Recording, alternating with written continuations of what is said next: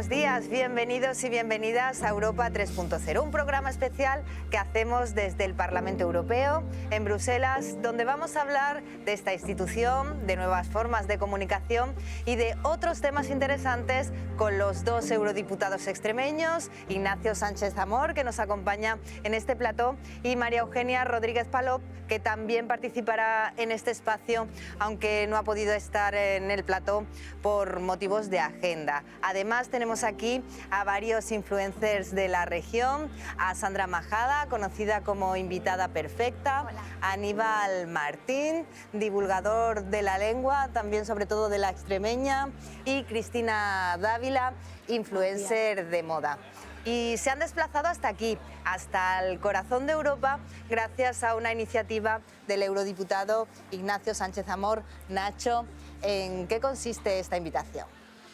Recibimos muchas visitas en el Parlamento, es una obligación de los parlamentarios también dar a conocer esta institución, y solemos recibir de Extremadura pues institutos que son embajadores de la Unión Europea, hemos tenido empresarios, personas vinculadas a la política, pero me parecía que era útil hacer una visita un poco más profesional, con una agenda más exigente, con personas que tienen nuevos sistemas para comunicar, porque a veces la comunicación de estas grandes instituciones puede resultar un poco tradicional. Ellos son expertos en llegar a la gente, y yo creo que es importante no solo que ellos puedan ver cómo comunica una institución de este enorme tamaño que es el Parlamento Europeo, sino también que el Parlamento Europeo sepa cómo comunican ellos, cómo llegan a tantísima gente y de qué manera, sabiendo cómo lo hacen ellos, podemos nosotros llegar a un público que a veces a las instituciones y a la política en general se nos escapa.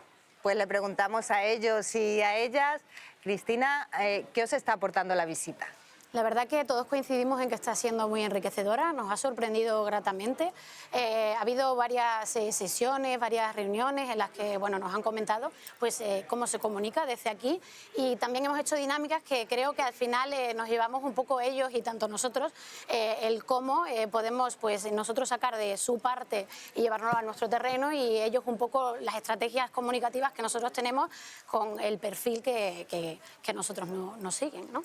Habéis hecho varias visitas. ¿Cuál es la que más te ha gustado hasta ahora? Pues nos ha gustado mucho una conferencia en la que ha asistido Nacho, y hemos estado viéndola sobre las escuelas diplomáticas, y la verdad que ha estado muy, muy guay, ¿no? Porque al final no dejas de verlo en la tele, y cuando lo ves en directo pues es como mucho más emocionante, mucho más chulo. Una reflexión sobre la manera de transmitir, la comunicación que se adapta a los nuevos tiempos, y en esto quienes están hoy aquí son expertos y expertas. Por ejemplo, invitada perfecta tiene 523.000 seguidores en Instagram. ¿Cuáles son las claves para ello? Bueno, yo creo que la clave es el esfuerzo, el trabajo, un poquito de suerte y encontrar un nicho y un punto diferenciador que te ayude a generar una comunidad donde todo el mundo o donde todos los que participan comparten ciertos intereses y sobre todo seguir una línea de comunicación y un lenguaje muy tuyo. Yo creo que esa es la clave para la hora de no solo de crearlo, de generar esa comunidad, sino de mantenerla, que a veces llegar es complicado, pero mantenerse es aún más. Entonces, yo siempre digo que mis seguidores son mis amigas y las trato como tal. Entonces las cuido mucho, intento cuidarlas mucho, mando un beso a las extremeñas principalmente, y me parece vital. Trabajo, esfuerzo y encontrar esa clave que te ayude a diferenciarte. En tu caso la imagen es muy importante, y en el caso de Aníbal Martín, la palabra. 35.000 seguidores en Twitter. ¿Algún consejo? Bueno, fundamentalmente yo baso mis comunicaciones, mis publicaciones en la precisión. Me gusta ser preciso, en la naturalidad, y aparte en estar dispuesto a aprender también de aquellas personas a las que tú comunicas.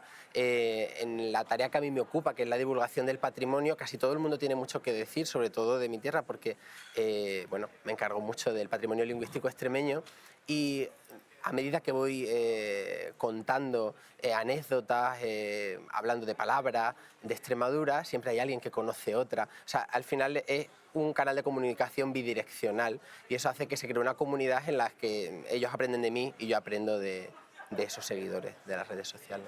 Yo utilizo las redes sociales, al igual que otras herramientas, para transmitir un mensaje, así que las personas que se han acercado a mí lo han hecho ya por un interés determinado, y otras personas le ha despertado ese interés ver que otras personas me seguían. Así que entender muy bien el idioma en el que tienes que transmitir todo esto, mantenerlo, ser coherente y, bueno, como decía ella, ¿no? Saber a quién te está dirigiendo, crear esa comunidad es esencial, porque el mismo mensaje se puede diluir si no se hace una buena comunicación.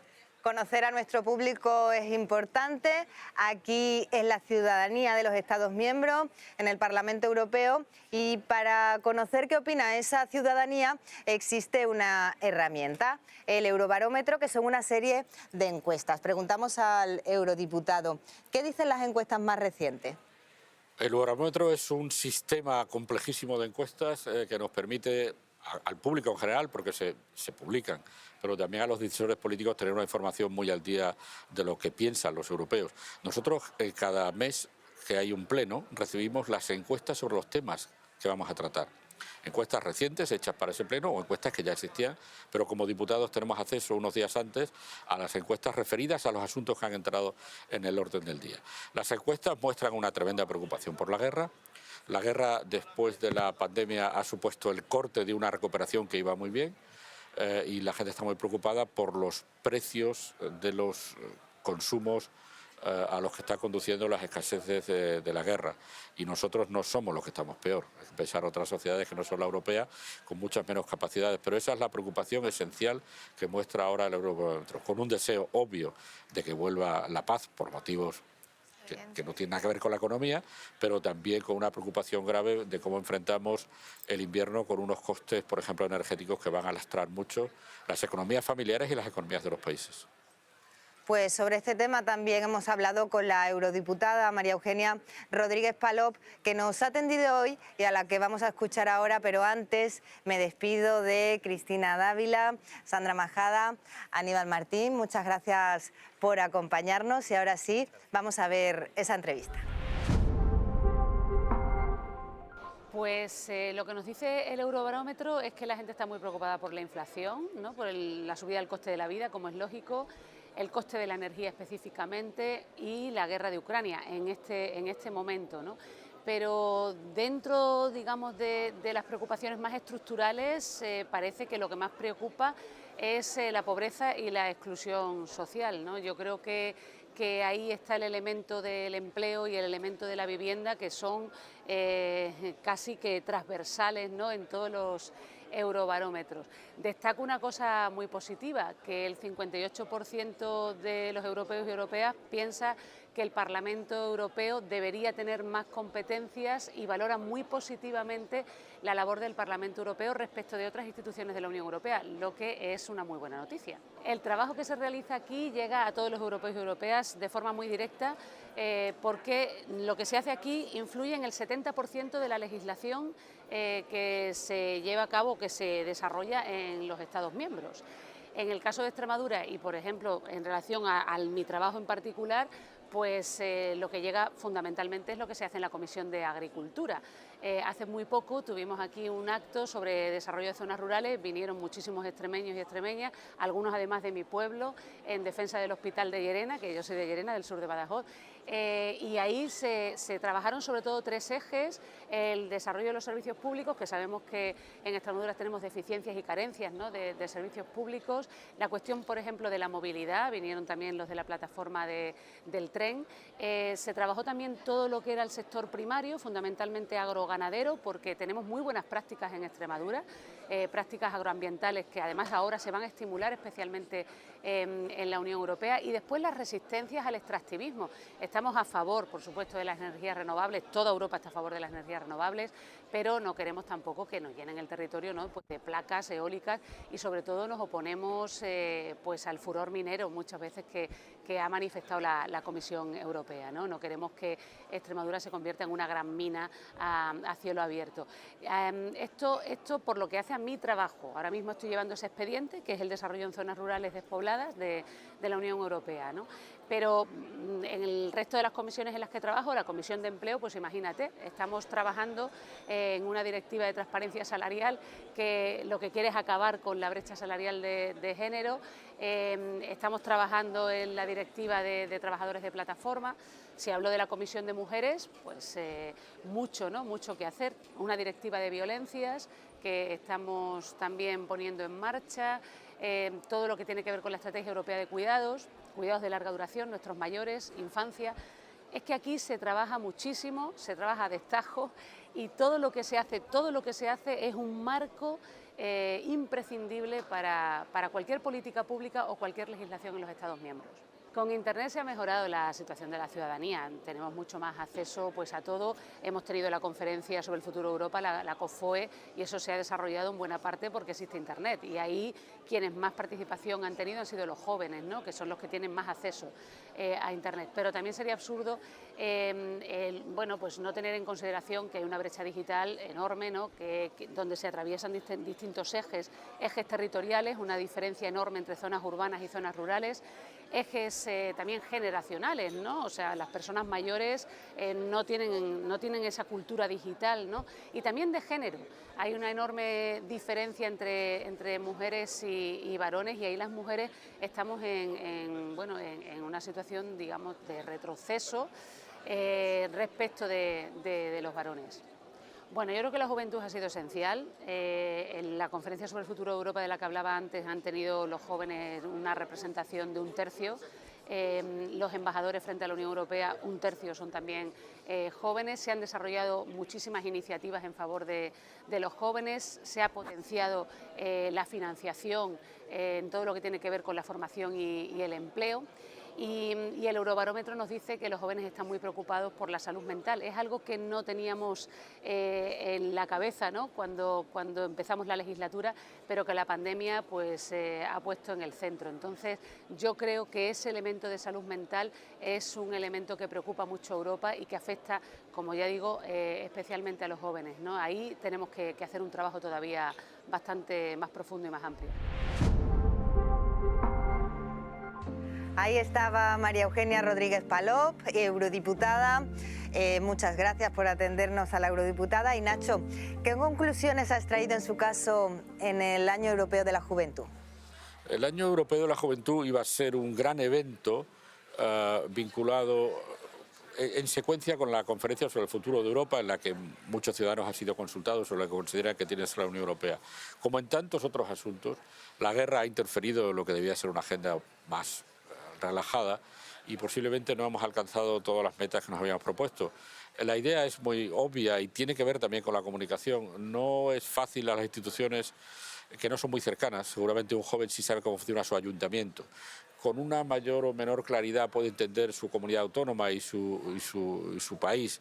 Es muy difícil que los jóvenes, porque no lo viven tan cercanamente, la realidad de las instituciones y de la política europea. La idea era incorporarles a ellos y escuchar lo que ellos tienen que decir sobre nosotros, y también intentar que la juventud tuviese un acceso más fácil o más comprensible a nuestras realidades.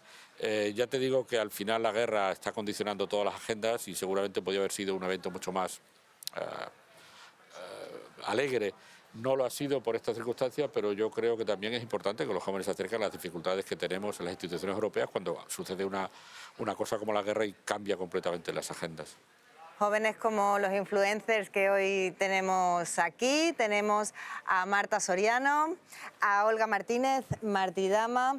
Las dos son influencers de moda, estilo y viajes. Y también tenemos a Javier Sánchez Medina, Hola, que difunde sus trabajos de artesanía y también restauración a través de los medios sociales. Y dentro de las jóvenes, la más joven es Marta Soriano. Sobre todo, transmites la información a través de Instagram, pero ¿qué medio utilizas para informarte? Pues prácticamente también Instagram, porque ahí es donde yo sigo, aparte de las cuentas que a mí me interesan de moda, sigo a periódicos nacionales y es donde me voy informando, y también por TikTok. También sigo algunas cuentas así de interés y ya directamente cuando hay alguna noticia que me llama la atención ya voy directamente al periódico digital. ¿Y en vuestro caso? Bueno, en mi caso yo soy más clásica, casi siempre veo a diario el telediario por la noche, si tengo un huequito. También mucho en Instagram y luego tengo una suscripción a un periódico digital porque muchas de las noticias que te salen están capadas, no se desglosan, pinchas y no se abre. Entonces hice una suscripción y ese sí que a diario también lo consulto. Javier.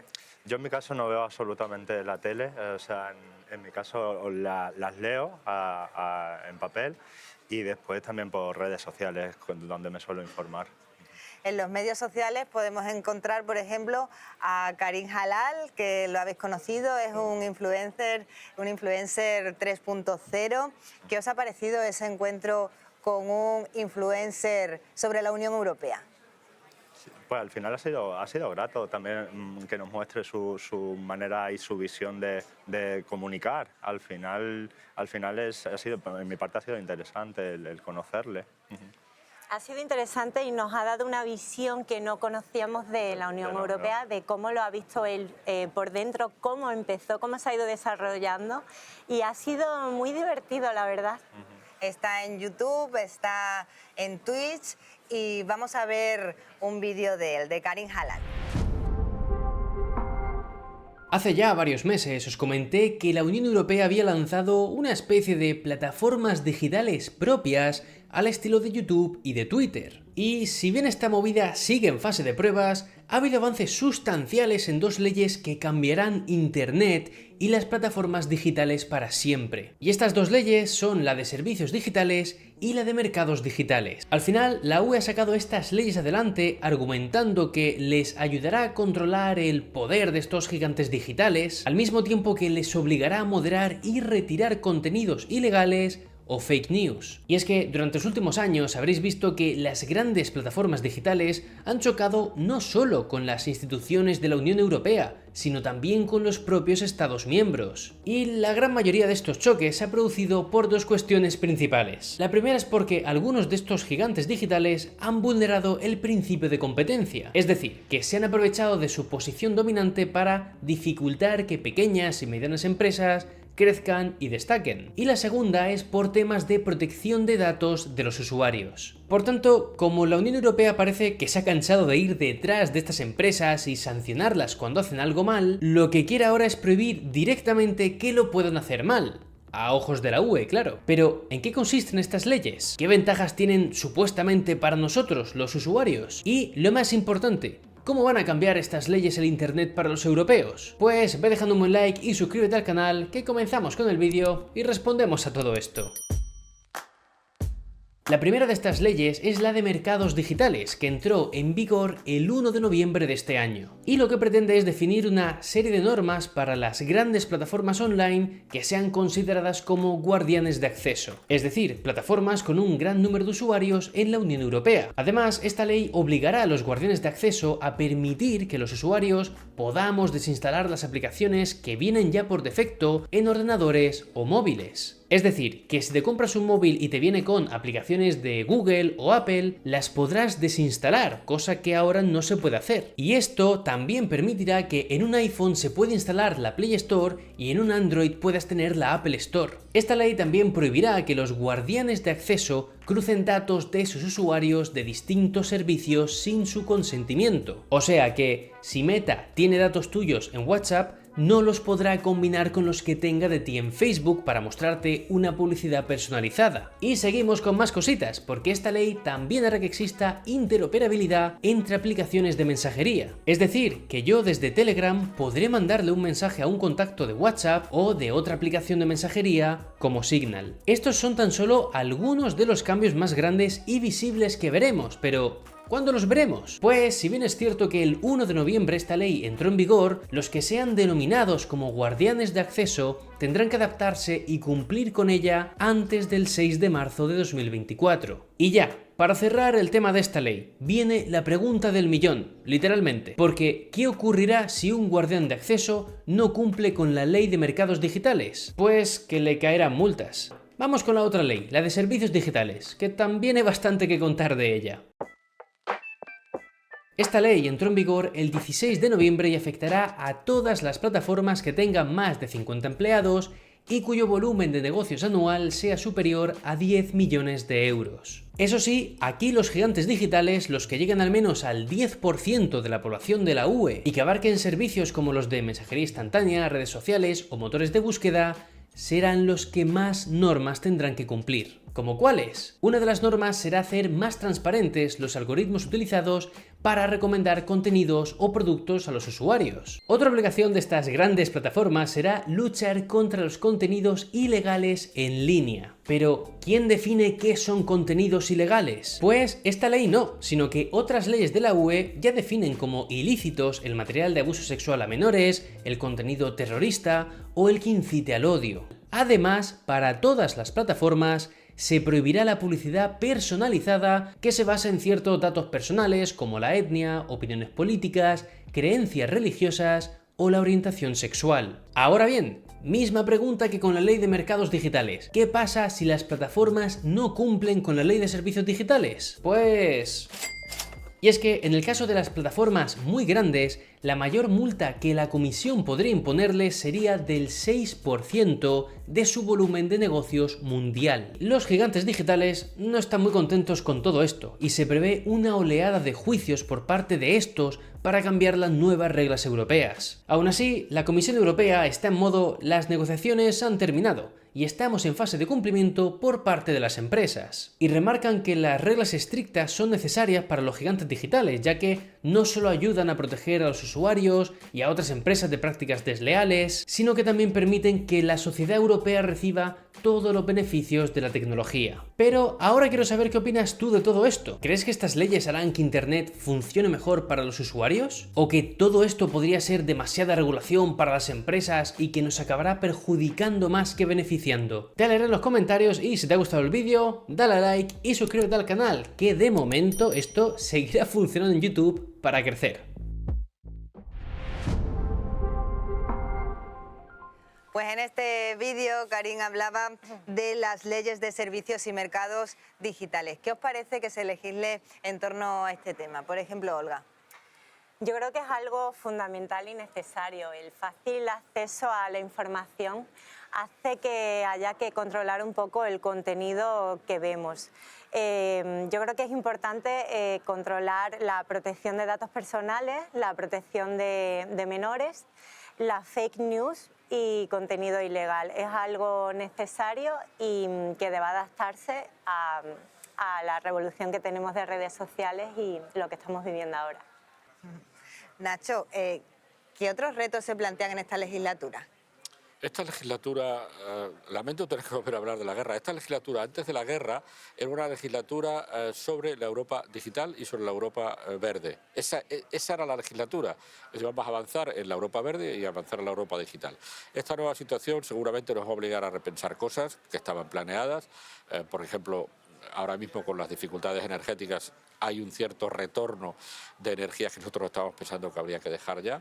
Desde el punto de vista digital, lo habéis explicado y lo conocéis mejor que yo, hay que proteger al consumidor desde muchos puntos de vista, no solo los niños, los datos personales, todo ese mundo, pero incorporar a la economía digital a la Unión Europea. Desde el punto de vista de Extremadura, hay algunas cuestiones que hay que tratar, la carestía de algunos elementos, por ejemplo los fertilizantes. La guerra ha provocado una falta de fertilizantes por falta de amoníaco y una subida de precios. La subida de precios de la energía va a ser importante también para nuestra agricultura y también una nueva regulación de pesticidas que va a tener mucho que ver con el mundo agrario. Yo creo que Extremadura tiene que estar pendiente de esos asuntos. Nacho, ¿cómo es su día a día aquí en Bruselas? Bueno, ellos están percibiendo cómo es esto del Parlamento. Es saltar durante todo el día de una reunión a otra, puede ser una reunión tuya personal con alguien, puede ser una reunión de una comisión, una reunión de un grupo de trabajo, una reunión de tu grupo político o de tu delegación y luego dedicarte en el tiempo que puedes a leerte cuidadosamente los dosieres que tú llevas personalmente y en los que tú eres el referente para el Parlamento. En mi caso yo, por ejemplo, llevo la relación de la Unión Europea con Turquía. Bueno, pues tengo que estar al tanto de las noticias de Turquía, seguir la prensa turca que recibo todos los días, traducida lógicamente por nuestra embajada en Turquía. Es un trabajo intensísimo en el que además yo admiro mucho a mis colegas que viajan hacia Bruselas todas las semanas. Yo vivo aquí en Bruselas permanentemente, lo cual me permite, desde ese punto de vista, menos estrés y menos tensión, pero es una vida en la que en estos 5 días no paras absolutamente nada. Y el trabajo que realizan los eurodiputados y las eurodiputadas, ¿cómo repercute en nuestra región? Repercute en nuestra región y en todas las regiones, porque muchas cosas que no se perciben por el ciudadano normal al final se solucionan aquí. Toda esta situación que estamos hablando de la regulación de las grandes plataformas es una regulación europea que va a tener una influencia en las vidas y en las actividades de nuestros amigos aquí de hoy y de la gente. Yo lo decía en alguna campaña electoral, un ciudadano europeo desde que se levanta hasta que se acuesta está siendo influenciado por legislación europea. Aquí hacemos todo el comercio, toda la agricultura, una enorme cantidad de temas de servicios, todo lo que es competencia entre regulación del comercio dentro de la Unión Europea. Son tantas cosas que es difícil de explicar, porque lo que el ciudadano percibe no es que lo hagamos aquí, porque luego estas leyes son traspuestas al derecho nacional y seguramente uno lo percibe porque lo ha hecho la Junta de Extremadura, la Asamblea de Extremadura, o el Gobierno Nacional o los ayuntamientos, pero en el origen muchas de estas regulaciones que afectan a los ciudadanos están aquí en esta casa. Marta, ¿qué os ha parecido la visita? Me ha encantado, la verdad. Pensaba que iba a ser más monótono y todo lo contrario. Hemos estado, como dice Nacho, de un lado para otro, como si fuéramos ellos, de una reunión a otra. Y la verdad es que me ha encantado porque ha sido muy, muy ameno. Supongo que habréis reflexionado sobre nueva comunicación, más que suponer, lo sé. Javier, para terminar, ¿cuál es tu principal conclusión? Bueno, pues al final la conclusión que tenemos es que los tiempos están cambiando. Al final nos tenemos que adaptar un poco a la forma de comunicar, de llegar a la gente. Entonces, una de las vías evidentemente son las redes sociales y eso está ahí. O sea, tenemos, al final es la conclusión final, que los tiempos cambian y te tienes que adaptar un poco a ello. Pues muchas gracias, Javier. Gracias, Olga. Gracias, Marta. Gracias, Nacho, eurodiputado extremeño. Y gracias también a ustedes. Les dejamos en televisión con Asamblea, el espacio de información parlamentaria regional. Pero recuerden que tenemos esto y mucho más en radio, aplicaciones, medios sociales y en nuestro sitio web. Muy buen fin de semana.